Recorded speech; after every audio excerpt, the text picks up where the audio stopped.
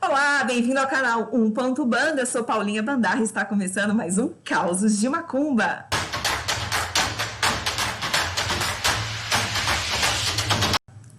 E hoje eu estou recebendo um grande professor, um grande babalorixá, uma pessoa que eu admiro muito, sou fã. Eu sou fã da forma como ele se comunica, dessa oralidade, que ele tem uma oralidade tão calma, que você consegue entender tudo mesmo que você não tenha conhecimento de nada.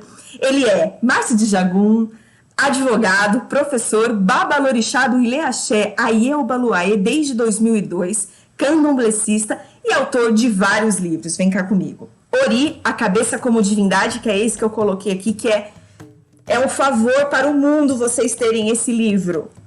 Euê, a chave do portal. Candomblé, casa de santo, casa da gente. E Yorubá, vocabulário temático do candomblé. Esse livro, esse dicionário, esse livro, ele é desse tamanho, ele é incrível. E o mais recente, que eu quero que ele comente com a gente sobre esse livro, que é Candomblé em Tempos de Crise, que está, assim, sendo lançado agora. Nós estamos em setembro de 2020, ele está sendo lançado agora. Pai Márcio de Jagum, eu sou sua fã, uma admiradora nata, e quero agradecer a tua participação aqui, você ter aceitado chegar aqui nessa minha encruza. Humildemente agradeço e peço tua bênção. Paulinha, é um prazer muito grande. Que meu Pai Jagum nos abençoe. Peço a sua bênção também, assim como de todas e todos que nos escutam.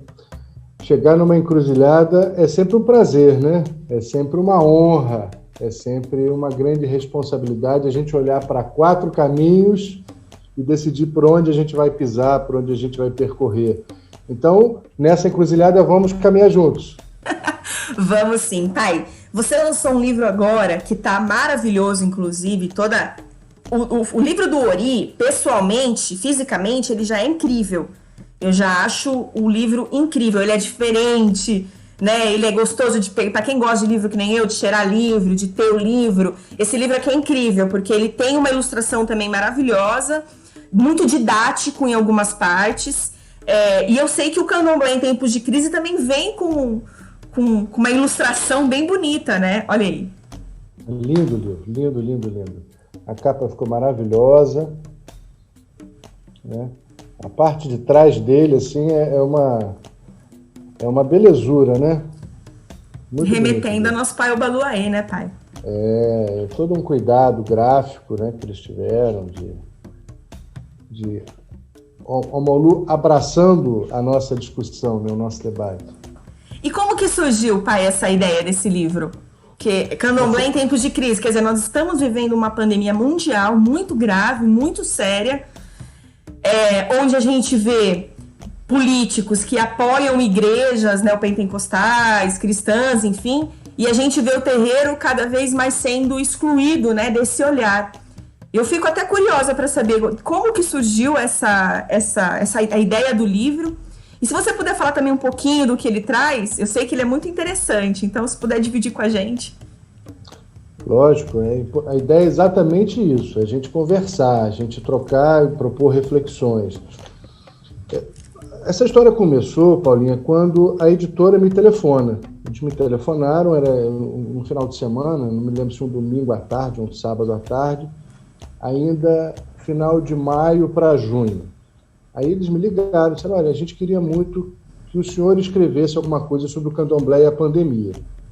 Nós estamos vivendo um momento muito difícil na nossa sociedade, as religiões estão muito impactadas, a nossa religião, os nossos adeptos estão vivendo um momento muito difícil e a gente queria propor, né, um debate a respeito disso.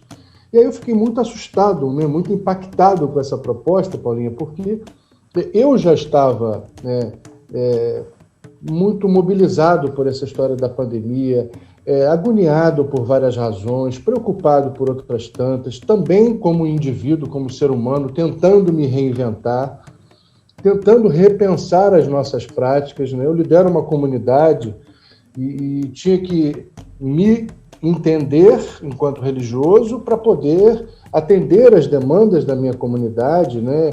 Compreender as aflições das pessoas que estavam também com perdas, com dramas, vivendo situações caóticas. Como é que a gente poderia, enquanto religião, se prestar a esse serviço tão digno, tão importante para todo mundo? Então, quando ele fez essa proposta, o João, da editora Arqué, eu falei, eu vou fazer. Só que ele explicou ao longo da conversa que o prazo que eles queriam era um outro desafio. Escrever já seria isso, e o outro desafio era o prazo. Ele queria lançar em agosto, no mês de Obaloaiê. Eu falei, caramba, e agora? Eu comecei a fazer as contas de trás para frente. Nós estávamos em final de maio. Para ele lançar, para a editora lançar em agosto, eu teria que escrever o livro até junho, para que tivesse o mês de julho para revisar, diagramar, ilustrar, imprimir e, finalmente, colocar à disposição em agosto. E aí eu falei, caramba, tem que escrever esse negócio rápido. Tem que escrever rápido. E eu me comprometi comigo mesmo, ninguém me prometeu, nem a editora me pediu isso. Eu botava o relógio para despertar todo dia às 5h30 da manhã e começava a escrever o livro todo dia às 5h30 da manhã. E sem sábado, sem domingo, sem feriado, direto. Disciplina de Exu, né, pai? Disciplina. Eu demorei entre a ligação do João, da editora, até o início da escrita, mais ou menos uns 4 a 5 dias. Eu comecei a escrever no dia 3 de junho e terminei no dia 23 de junho. Demorei 20 dias. 20 dias escrevendo. Mas eu precisei de um tempo para me concentrar, para me centrar e encontrar nessa grande encruzilhada da escrita, da conversa, do debate, uma vertente, uma linha, pelo menos, para a gente começar essa caminhada. E eu falei, eu não quero especificamente falar do candomblé com a Covid. A Covid está nos acometendo, a Covid está nos mobilizando, mas ela é uma das crises, ela não foi a única crise. E aí eu comecei a pensar, a ser intuído de que nós também já vivemos outros dramas enormes, iguais ou talvez bem piores. Né? Se a gente for comparar com a escravidão, por exemplo, o Holocausto Negro foi imensamente mais grave, mais tenebroso do que a Covid, sem querer desmerecer as dores de hoje.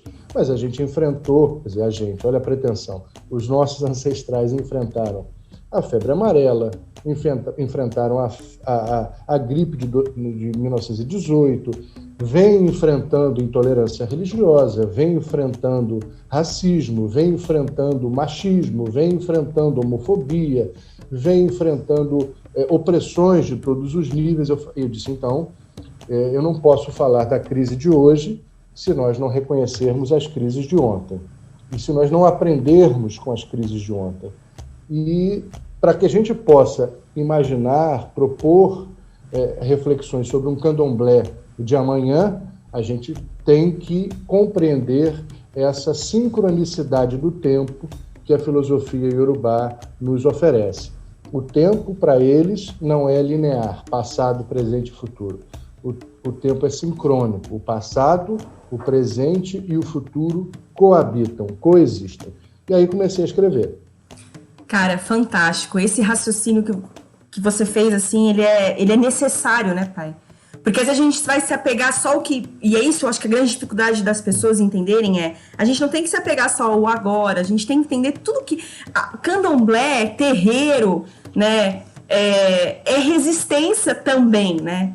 Quanto que... Eu tava até comentando com meu marido outro dia, eu falei... Eles não podiam ter nada escrito, eles não podiam ter nada visual, porque era crime. Era crime. Paulinha, e você vê como essas coisas são coisas de Exu mesmo, né? O erro vira acerto e o acerto vira erro. Essa proibição da escrita, da comunicação, do registro, que para os opressores era uma estratégia de segurança, de garantia contra revoluções, contra levantes, contra, enfim, a existência, a permanência da cultura se transformou num grande acerto. Até porque essas populações, essas etnias, já conheciam e já viviam a partir do sistema da oralidade.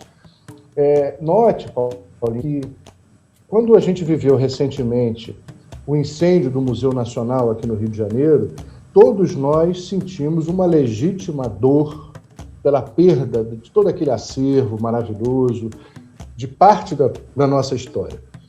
E aí a gente fica pensando, né? E esses homens e mulheres que vieram para cá escravizados e não puderam trazer um livro, depois que estavam aqui não podiam escrever, não podiam cantar, não podiam ter um arquivo, não podiam ter uma biblioteca, uma escola. E aí você observa, nós podemos notar o poder que a palavra tem, a força que a palavra tem, a garantia de que os corpos eram as escolas, os corpos eram os lugares de ensinar e de aprender, que a palavra ia tecendo a sabedoria por onde passava. Cada ebó se transforma num livro, cada obrigação é uma enciclopédia de saberes. Então, isso eles não conseguiram controlar. Os opressores não conseguiram queimar, incendiar, destruir, proibir, porque a palavra escreve nos corpos. A natureza ensina a gente como uma escola sem muros, sem teto, onde o chão é o nosso universo. Que lindo, pai, exatamente. O pai Rodney, ele fala uma coisa em tempos de crise, ele falou isso numa das lives que eu assisti, o pai Rodney Williams. Eu achei bem interessante, né? Gosto muito do Rodney, gosto muito dele, maravilhoso. Um abraço grande para ele. E ele falou algo muito interessante, porque ele falou, olha, vocês estão sentindo hoje o que a gente sente há séculos, que a gente não... Vocês proíbem que a gente faça os nossos rituais, né, fúnebres. E vocês hoje estão sentindo na pele o que foi nos proibido durante muitos anos. Que é exatamente isso, né? Olha só, hoje numa pandemia, se eu perder algum parente, eu não vou poder fazer o velório, eu não vou poder... tudo que sempre foi proibido ao povo de terreiro, né? Outra questão importante, outro exercício importante que essa pandemia nos oferece é experimentar a dor do outro, né? Isso que o Rodney mencionou é uma pura realidade, triste realidade. Óbvio que a gente não quer que os outros sofram só para a gente ficar assistindo. Isso não basta, e eu sei que não foi isso que ele pretendeu. Mas foi um exemplo importante no sentido de que muitas vezes a dor do outro nos passa despercebida. Principalmente nós que temos a pele mais clara, não sofremos o impacto direto, o impacto do racismo. A intolerância religiosa, ela é vertical a todos que vestem branco, a todos que usam os elementos litúrgicos, mas em relação às pessoas de pele preta, sempre há um acirramento. Então, esse racismo religioso passa despercebido por muitos de nós. Nós negligenciamos as dores do outro. Não sepultar os nossos entes queridos, o que está acontecendo aqui, foi lembrado por ele, era um dado cotidiano para essas pessoas. Os corpos se acumulavam. Aqui no Rio de Janeiro, por exemplo, próximo ao Porto, há diversos registros históricos, não só em periódicos, mas também em arquivos,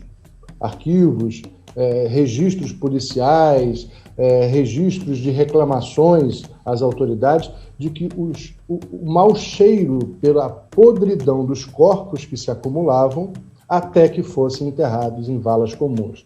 E a gente sabe que, para essas etnias que cultuam a ancestralidade, o rito de passagem desta vida para outra vida é extremamente importante. É parte integrante da existência deles, né? Então, era uma violência a mais em relação a tudo aquilo que eles passavam. Portanto, esse é um dos pontos. Foi um grito, né? Nós estamos reclamando da nossa perda de liberdade dentro de casa. Dentro de casa, né? Com mais ou menos conforto, com melhores ou piores condições, mas nós estamos com o nosso teto, com o nosso chão, com as nossas condições de vida, e as pessoas que foram despojadas das suas casas, das suas pátrias, das suas famílias. Isso é muito sério. Então eu digo sempre que o candomblé surge de uma crise. O candomblé é uma religião brasileira que inclusive foi lapidada aqui a partir dessas dores. Eram etnias como os Fon, os chamados Jeje e os Urubais, inimigas históricas, que deram um grande exemplo de superação, de união e constituíram uma religiosidade praticamente juntos. Eles começaram a louvar, a dançar e a rezar juntos para deuses que no passado eram invocados contra os inimigos. Então, tudo isso já é um grande exemplo de religiosidade, de solidariedade, de superação, de generosidade, de acolhimento, né? A xenofobia que nos massacra quando a gente assiste a televisão e vê aquelas pessoas que foram aqueles homens e mulheres africanos, aquelas crianças que tiveram as suas terras, as suas pátrias subjugadas, destruídas, exploradas, aviltadas, e querendo entrar num país que fez isso durante séculos apenas para poder trabalhar, e são impedidos de entrar como se fossem os inimigos, como se fossem vírus, e não é verdade. Então essa xenofobia, esse desrespeito já foi superado pelos nossos ancestrais como um grande exemplo. O candomblé dá exemplos de acolhimento, inclusive com as pessoas de pele branca. Né? Então, exatamente. A gente precisa entender o tamanho dessa generosidade, o tamanho desse senso de religiosidade que eles nos trazem. E aí no livro, Paulinha, eu vou falando exatamente sobre isso. Eu divido o livro em em 3 partes. A primeira parte, não sei se dá para ver, a primeira parte é exatamente falando sobre o candomblé, uma religião que surge na crise. E surge o candomblé. Então é um capítulo em que a gente vai falando deste processo de amálgama, de junção de culturas, de etnias, aí caos, crise, abismo e recomeço, os percalços do caminho, as leis e as crises, 500 anos de perseguição, Exu e o gorro da controvérsia, porque Exu é esse que faz do erro o acerto e do acerto um erro. Na parte 2, eu cito, o título é A Pandemia, e aí eu cito a pandemia no mundo, no Brasil, questiono, né, o inimigo número 1. Quem é o inimigo número 1? Será que é o vírus? Ou será que somos nós, os humanos? Né? O candomblé na pandemia, e aí pensando o candomblé em sua essência, as 4 perguntas fundamentais, a força de Ori, o destino, o surgimento da doença na filosofia iorubá, o Jadjogum, o respiro da natureza, como os deuses da saúde podem nos ajudar, né? Onde está Deus, o corpo emocional, os processos curativos. E, finalmente, a parte 3, onde o título é O que vem após as pandemias. E aí eu falo das pandemias e dos seus legados, inclusive com exemplos históricos, né? As pandemias e as construções do candomblé, o candomblé pós-pandemia e as crises inacabadas, os desafios de hoje, de ontem e de amanhã. E a gente fala nas crises inacabadas exatamente disso, de situações dramáticas que já nos acometiam antes da Covid, e que vão continuar, infelizmente, como o racismo, o desrespeito aos idosos, as violências, o desamor, e como é que a gente vai passar pela pandemia com o compromisso de também superar essas crises que não foram acabadas. Axé. Então, olha, eu vou deixar o livro aqui, vou deixar no link aqui do vídeo, no YouTube, vou deixar o link para compra. Para quem quiser comprar esse livro, eu vou deixar aqui o link da editora. Ainda não está disponível ainda em todas, né? Em todas as plataformas. Mas em breve vai estar.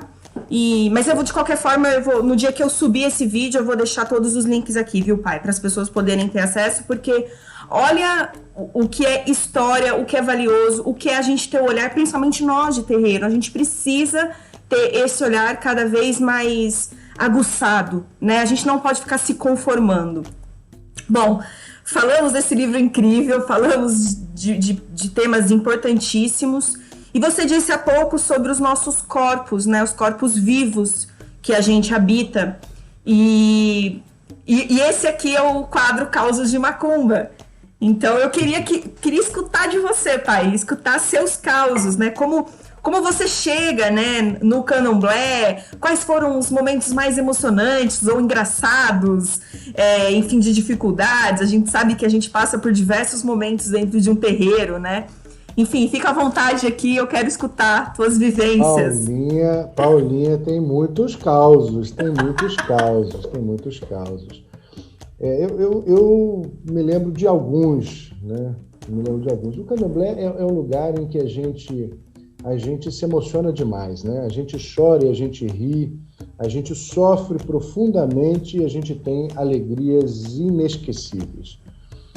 É um lugar, é uma dimensão, né? O candomblé é uma dimensão diferente, onde o tempo passa de uma outra forma, em que as relações sociais se constroem, se constituem de uma maneira tão diferente do que existe do lado de fora dos muros.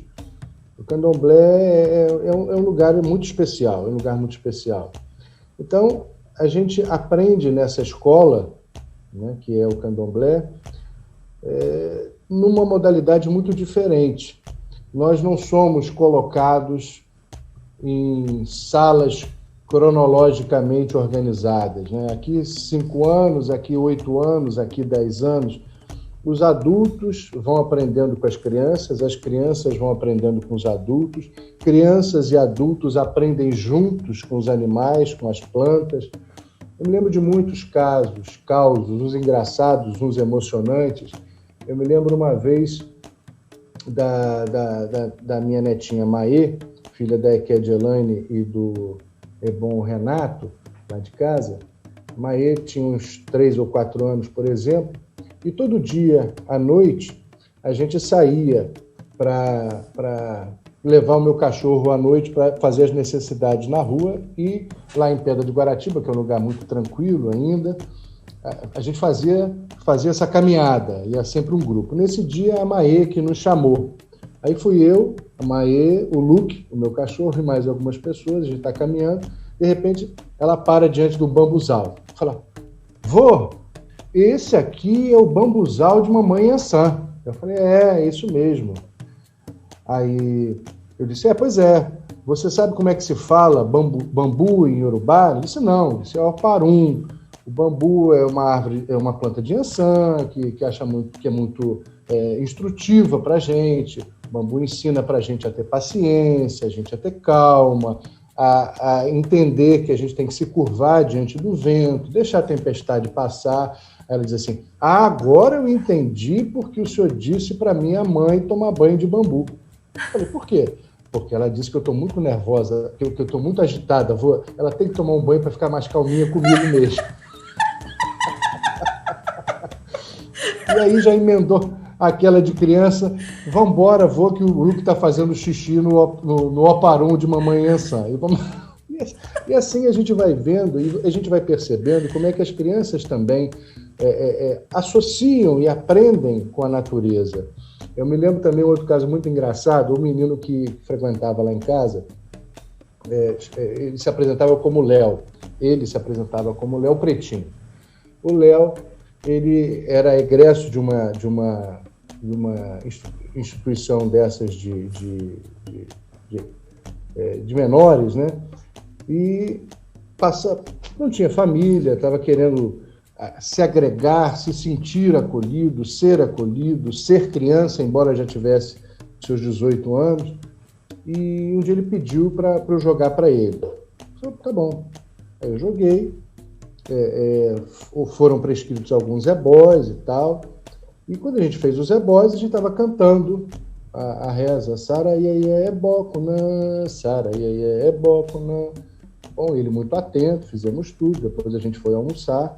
E aí, enquanto a gente estava almoçando, eu perguntei, então, Léo, como é que você está se sentindo? Você está bem? Qual é a sensação que você tem? Ele falou, eu estou me sentindo muito bem, pai Márcio, muito bem. E aquela música também me fez muito bem. Eu falei, a música? Por quê? O que te tocou a música? Não, eu achei a música bonita, né? Iemanjá não é bobo, não. Iemanjá não é bobo, não. Todo mundo riu, claro, não teve jeito, todo mundo riu. Mas de uma certa maneira... Esse é dos meus, adorei o Léo. Léo, você é dos meus, eu troco tudo também. Tá tudo certo. E a gente percebeu, quer dizer, de uma certa maneira, embora ele tivesse criado uma outra letra para a música, ele sentiu que foi acolhido, ele se sentiu protegido, ele sentiu. O importante é que ele sentiu. E quanto mais a gente vai vivendo, aprendendo, trocando, a gente vai percebendo que o candomblé é assim, nos ensina de todo jeito, das formas mais inusitadas, das formas mais inesperadas, né? Todas as práticas, todo o cotidiano da gente significam algo para alguém. A gente, às vezes, não se dá conta de como pequenas palavras, pequenos exemplos, pequenos gestos vão sendo introjetados nas pessoas, ajudam a compreender a memória, a história. Me lembrei de um outro caso, do Adriano, filho de Carol de Oiá. Eu estava limpando um pouco as plantas lá do terreiro, tirando os excessos, as folhas secas e tal, e o Adriano estava brincando assim no chão, até que eu fiquei fazendo isso uns 30, 40 minutos, ele também, cada um no seu mundinho. Até que eu cheguei perto dele e tal, e falei, Ei, Adriano, tá brincando? Tá gostando da brincadeira e tal? Ele, tô sim, vô. Aí nós nos aproximamos do Ileibó, que é o lugar onde a gente guarda, faz as cerimônias para os ancestrais e tal. Ele falou, que casinha é essa? Eu falei, essa aqui é a casinha onde moram os nossos ancestrais, onde a gente lembra deles e tal. Ele falou, eles moram aqui dentro? Adriano devia ter uns 5 anos. Eu disse, não moram aqui, mas as nossas memórias ficam aqui. Ele falou, engraçado, o meu avô já morreu, mas o meu avô, eu lembro dele diferente, eu não preciso dessa casinha aqui. Eu lembro do meu avô cantando para Oxalá, porque o avô dele era de Oxalá. Então, todas as vezes que eu estou me esquecendo do meu avô, eu lembro a cantiga de Oxalá e sinto o meu avô esquentando o meu coração. Lindo, né? Todas as vezes que eu me lembro de Oxalá, eu também me lembro do meu avô. Eu sinto ele pertinho de mim. E naquele momento, sabe, Paulinha, eu entendi que ele entendeu que a nossa memória é viva, que os nossos ancestrais não morrem. Perfeito. E chamar o candomblé de uma religião ancestral é isso, é revivê-los cantando, revivê-los rezando, ressuscitá-los sem que haja necessidade deles morrerem na nossa memória. Então, essa prática do candomblé, essa sabedoria do candomblé, ela está presente. Realmente a gente não precisa escrever isso, a gente precisa sentir isso. Sentir. É isso, pai, que lindo. Eu fiquei emocionada com o Adriano, porque quando meu pai carnal faleceu, eu lembro que me deu muito medo de esquecer, né? Eu falava, vou esquecer, meu pai, as coisas que ele falava comigo. É óbvio que a gente sente aquela saudade do físico, às vezes do abraço, mas ele é tão vivo na minha vida. E aí a hora que o senhor contou essa história do Adriano, me lembrou essa sensação mesmo de eu sentir meu pai muito vivo, né? De como eu me conecto com esse ancestral que é tão, tão caro assim pra mim, através dessas memórias, através, né, desses sentimentos, dessas emoções. E lembrando do Iemanjá, do Leozinho, teve um irmão nosso, PH Alves, de Umbanda, que ele conta quando ele foi no terreiro a primeira vez, numa gira de Exu, no terreiro de Umbanda, e ele falou que ele escutou o pessoal, né? Laroie Exu, Exu é Mojubá, mas ele entendia, Laroie Exu, Exu é bom demais. Não ele deixa de ter tudo. razão, né? Ele estava certíssimo, que o Exu é parceirão, é bom demais mesmo. É incrível mesmo, e eu acho muito bonito isso que o senhor falou sobre o mais velho também aprende com o mais novo, né? Essa troca.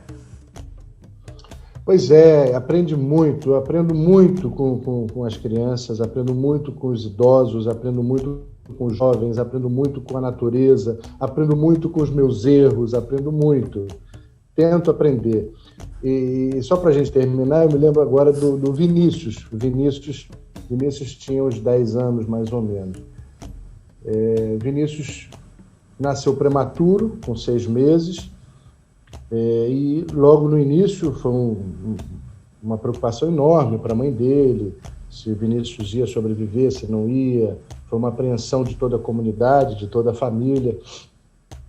E Vinícius sobreviveu. Vinícius é de Oxumaré. E, periodicamente, a gente fazia e faz essas conexões rituais entre ele e Oxumaré, enfim. E nessa data, nessa ocasião, ele estava conversando. Vinícius tem uma articulação muito interessante. Aí ele chegou e falou assim, me chama de tio Márcio, porque ele é filho da minha cunhada. Ele dizia, ô tio, como é que esses orixás chegaram no terreiro? Aí eu falei, olha, eles vieram com aquelas pessoas que foram escravizadas há muito tempo atrás, vieram guardadinhos dentro do coração deles, guardadinho na memória deles, e foram trazidos para cá de novo, né? Eles foram trazidos para essa terra, para o Brasil, e os descendentes dos descendentes deles trouxeram para cá, para dentro do terreiro. Por isso a gente os tem, por isso a gente canta para eles, por isso a gente louva a eles. Ele disse, mas esses orixás estão aonde? Eu disse, estão também dentro de nós, estão também nas nossas emoções, estão também na natureza. Aí ele parou e falou assim, então os orixás chegaram antes desses homens e mulheres que foram escravizados. Porque a natureza já estava aqui, tio. Eu falei, é verdade. A natureza já estava aqui. E por isso eles reencontraram os deuses também, por isso eles também recriaram essa nova África aqui, porque a terra era a mesma, a lua era a mesma, as plantas de Ossan eram as mesmas, o vento era o mesmo, a água era a mesma, apesar de todo o sofrimento, de todas as crises, eles conseguiram reencontrar os deuses na natureza. E nesse momento de pandemia, eu me lembrei muito disso que eu aprendi com Vinícius, porque sem poder fazer o xirê, sem poder estar nos nossos barracões conforme estamos habituados, a gente teve que reencontrar os nossos deuses também nos recursos naturais e emocionais que estão à nossa disposição. Aprendi muito com o Vinícius. Olha isso, né? Você trouxe 3 causos de crianças que a gente aprendeu muito com elas. Obrigada, pai. Foi lindo. Gratidão por compartilhar primeiro, trazer esse teu livro, que eu acho que ele é essencial realmente para toda a população de terreiro, toda a comunidade de terreiro. Não só do candomblé, né? A gente aprende muito, né? Mas para quem é umbandista, para a gente entender como somos vistos, como vivemos, a gente precisa de mais literaturas assim, a gente precisa de mais conhecimento assim. Quero agradecer imensamente a tua disposição, o seu tempo. Peço mais uma vez a tua bênção e muito obrigada. Que Pai Jagu nos abençoe, sua bênção, Paulinha. E só para a gente despedir, né, se despedir hoje, eu quero ressaltar o como é importante a gente estar com as nossas crianças dentro do terreiro. As nossas crianças têm direito de compartilhar conosco. O candomblé, a umbanda não são torturas. E quando eu escuto as pessoas dizendo assim, não, eu não quero isso para o meu filho, eu digo, mas então que visão, que sentimento você tem dessa religião? A nossa religião é libertária, a nossa religião é de paz, é de amor, é de família, é de livre-arbítrio. Então, ofereça isso para o seu filho, deixe ele participar disso, caso ele queira. Se ele não quiser também, temos que respeitar. Mas o terreiro é lugar de criança, o terreiro é lugar de renovação. A infância é tão importante para a gente que a gente não pode ser babalorixá se a gente não experimentar a infância de novo, porque a gente tem que voltar ao útero materno, no roncó, a gente tem que renascer. Se a gente não reaprender a ser criança, a gente não pode nem ser sacerdote. Então, a infância, para a gente, é sagrada. A gente cultua Ibeje, a gente relembra a criança que está dentro de nós, que às vezes a gente vai abafando pelas nossas dores, pelas nossas vivências, pelas violências que a vida vai nos oferecendo, mas essa criança precisa sair de nós, ela precisa dispor de nós. A gente pede consulta às crianças dentro do terreiro. Os hereis são divinos, eles orientam os adultos, independentemente da idade. Então, vamos lembrar que, para nós, nas religiões de matriz africanas, infantilidade não é xingamento, infantilidade é elogio. Axé, salve a Ibejada, axé, pai. Sua bênção, Estamos no viu? mês de setembro, né? Estamos no mês de setembro. Não tem como não falar das crianças, né? E de curar também essas feridas, né? Que a gente, às vezes, nem lembra que teve na infância. É esse o momento, é a gente olhar para isso e curar também essas dores que muita gente carrega na infância, né? Você falou uma coisa muito importante, Paulinha. Isso, além de tudo, é terapêutico. E toda vez que a gente bota essa criança para fora, que a gente ri como uma criança, a gente também está expurgando os males, as indigestões do passado. Axé.